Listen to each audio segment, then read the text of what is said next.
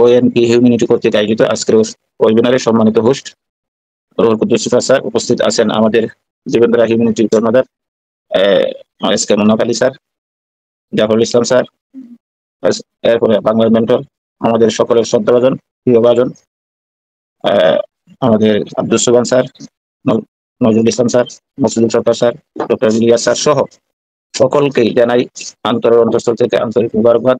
বিশেষ করে ওএনপি হিউম্যানিটি এবং ইউনাইটেড হিউম্যানিটি জীবনধারা হিউম্যানিটিতে প্রতিনিয়ত যারা সময় দিয়ে যাচ্ছেন এবং এই মিটিংগুলিতে সুন্দর এবং স্বাবলম্বী করার জন্য যারা অক্লান্ত পরিশ্রম করে সময় দিয়ে যাচ্ছেন, ব্যাকেন্ডে পরামর্শ দিয়ে যাচ্ছেন, সকলকেই জানাই অন্তঃস্থল থেকে আন্তরিক মুবারকবাদ।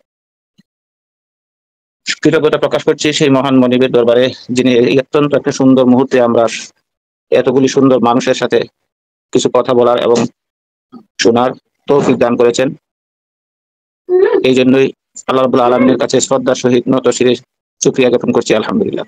লক্ষ কোটি দুরূদ এবং সালাম পেশ করছি আমাদের সকলের মানবতার দূত, সকলের প্রিয়, সকলের নয়নের মণি, সকলের অন্তরস্থলে যাদেরকে জায়গা দিয়েছি, যিনি ইমানের পাঠ অথচ উনি মানব জাতি, সেই ব্যক্তি যিনি সৃষ্টি না হলে পৃথিবীর সৃষ্টি হতেন না, আমাদের মহানবী হযরত মুহাম্মদ রাসূলুল্লাহ সাল্লাল্লাহু আলাইহি সাল্লামের প্রতি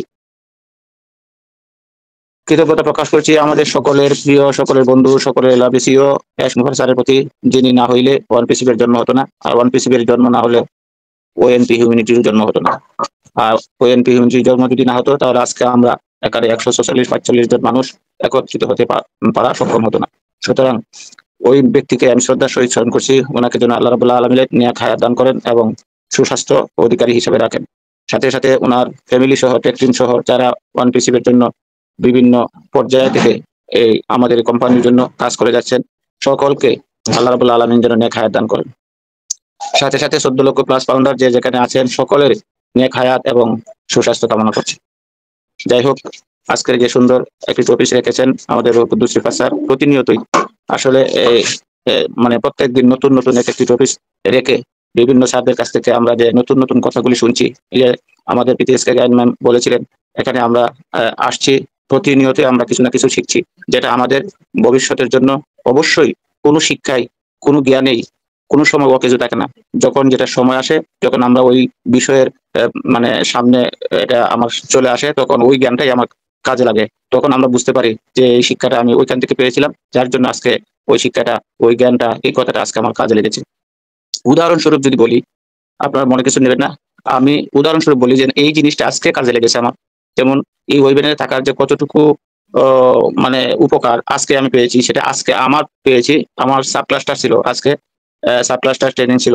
সাব ক্লাস্টার ট্রেনিং এ আমরা প্রায় কয়েকটা স্কুল একত্রিত হয়ে আমরা একটা ট্রেনিং হয়, যেখানে 30-40 জন শিক্ষক আমরা ছিলাম। তো একটা বিষয়ভিত্তিক ট্রেনিং হয়। এই বিষয়ভিত্তিক ট্রেনিং এর উপরে শেষ মুহূর্তে যখন আসছে, তখন একটা বিদায় বক্তব্য দেওয়া লাগে শিক্ষকদের পক্ষ থেকে। তো সকলে আমাকে বললো, আর তো যে হেলাল ভাই আজকে বক্তব্য দিবে। তো আল্লাহ রাব্বুল আলামিনের মেহেরবানি জানি না, তখন আমাকে যখন এই বিদায়ী ভাষণ দেওয়ার জন্য বলেছিলেন, তখন আমি কথা বলা শুরু করেছিলাম। তখন কথা যখন শেষ করেছি, জানি না আমি কি বক্তব্য দিয়েছি, কিন্তু তখন আমাদের এটিও মহোদয় বলছিলেন যে হেলাল সাহেব, আরো তো বক্তব্য আমরা শুনেছি, কিন্তু আজকের বক্তব্য আপনার যেমন ভিন্ন হয়ে গেছে, অত্যন্ত চমৎকার বক্তব্য হয়েছে।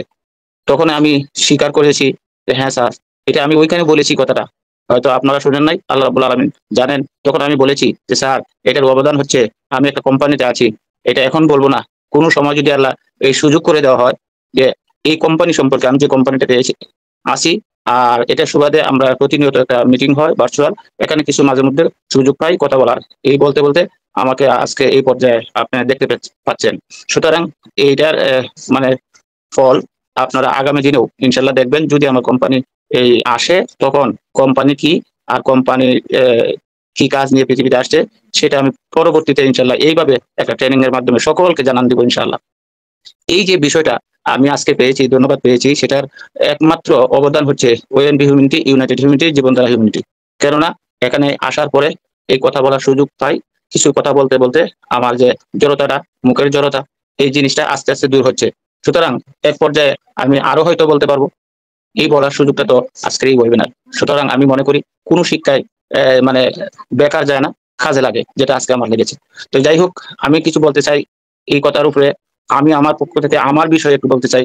আমি যখন ওয়ান পিসিবি এসেছিলাম, দেখেন আল্লাহ রাব্বুল আলামিন এই আমাদেরকে যে ভাগ্য নির্ধারণ করে দিয়েছেন, কিছু কিছু তকদির আছে, তকদির দুই প্রকার, যেটা একবারে কোনো সময় পরিবর্তন হবে না, কোনো সময়ই না। আবার একটা তকদির আছে যেটা তার শ্রম, তার পরিশ্রম বা তার দোয়ার দ্বারা পরিবর্তন আল্লাহ করে দেয়।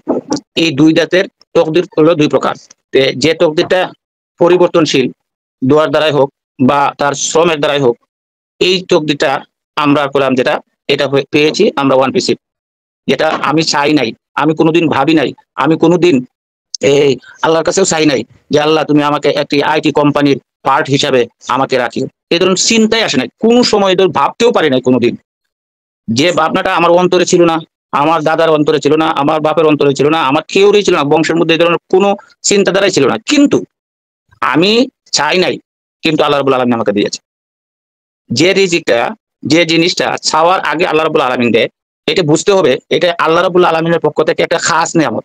যেমন আমি পৃথিবীতে আসার আগে আমার মায়ের বুকুর মধ্যে দুধ দিয়েছিলেন, যেটা আমি চাই নাই, কিন্তু আল্লাহ জানতেন পৃথিবীতে যাওয়ার পরে আমার খাবারের প্রয়োজন, এটা চাইবার আগে আল্লাহ রাব্বুল আলামিন পৃথিবীতে আসার আগে আমার মায়ের বুকুর মধ্যে দিয়ে দিয়েছে। ঠিক কিছু কিছু জিনিস আছে, কিছু কিছু রিজিক আছে আল্লাহ রাব্বুল আলামিন মানুষের চাইবার আগে প্রদান করে।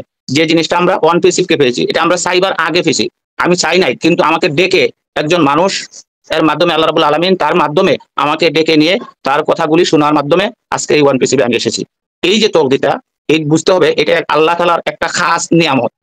আমরা কোনো নিয়ামত পাওয়ার পরে আল্লাহ রাব্বুল আলামিন বলছে, কোনো নিয়ামত পাওয়ার পরে যদি মানুষ নাশুকরিয়া করে, এর মতো হতভাগা, এর মতো মানে কপাল পোড়া আর কেউ হতে পারে না। কারণ হয়তো বা বলতে পারেন এখানে কি নিয়ামত পেয়েছেন, আরে ভাই নিয়ামত পেয়েছি, এইটুকুই তো পেয়েছি যে দেখেন একটা ওই যে যারা পিটিএসসি ডায়মন্ড বলেছিলেন, যার উসিলায় আজকে পৃথিবীর বিভিন্ন রাষ্ট্রের মানুষের সাথে পরিচিত হচ্ছে। আজকে London, America, Pakistan, India, Bharat, এরপরে দুবাই, বিভিন্ন রাষ্ট্রের মানুষগুলি আমরা ওয়েবিনারে অংশগ্রহণ করে তাদের কথাগুলি শুনছি, তাদের সাথে পরিচিতি হয়েছি, যেটা আমার বাপ দাদা হয়েছে না। আমার বাপ দাদাও আজকে এই 64টা ডিস্ট্রিক্টের মানুষের সাথে, 64টা গ্রুপ আমাদের এখান থেকে হয়েছে, প্রত্যেকটা ডিস্ট্রিক্টের মানুষের সাথে কমই বেশি আমার পরিচিতি লাভ করেছি, যেটা আমার বংশের মধ্যে হয় নাই। সুতরাং এই জিনিসটা কি নিয়ামত নয়? এটা নিয়ামত নয়? আমি যদি আজকে বরিশাল, আমি যদি আজকে চুয়াডাঙ্গা, বগুড়া এখানে যাই, কেউ না কেউ আমার সহযোগিতার হাত বাড়িয়ে দিবে। আমি যদি ওইখানে যাই একটা বিপদের মধ্যে পড়ি, এই নিয়ামতটা কি নিয়ামত নয়? এটা কি আমি 10,000 আর 20,000 30,000 টাকা দিয়ে কি সম্ভব হতো?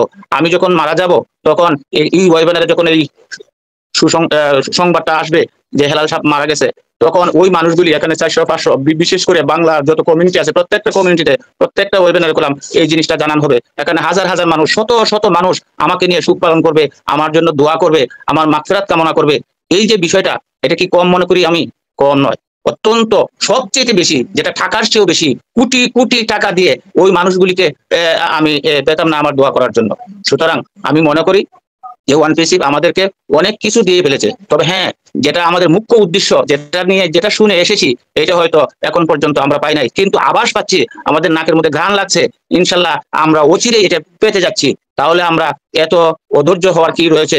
আল্লাহ এটা যখন আমরা না চাইবার আগে যখন পেয়েছি, এইটাও আমরা পেয়ে যাবো ইনশাল্লাহ, যেহেতু আল্লাহ আমাকে প্রায় 800 কোটি মানুষের মধ্যে বাছাইকৃত আমরা। সুতরাং ওই জিনিসটাও যখন সময় হবে আল্লাহ রাব্বুল আলামিন আমাদেরকে দিবেন, এটা সকলেই 100% বিশ্বাস রাখেন, বিশ্বাসের জায়গায় থাকেন। যেহেতু এখানে আমরা বাছাইকৃত, এই 800 কোটি মানুষের মধ্যে বাছাইকৃত একজন মানুষ আমরা, আপনারা সকলেই। সুতরাং অবশ্যই অবশ্যই আমি বিশ্বাস করি, অন্তঃস্থল থেকে আমি বিশ্বাস করি ওয়ান পিসিকে।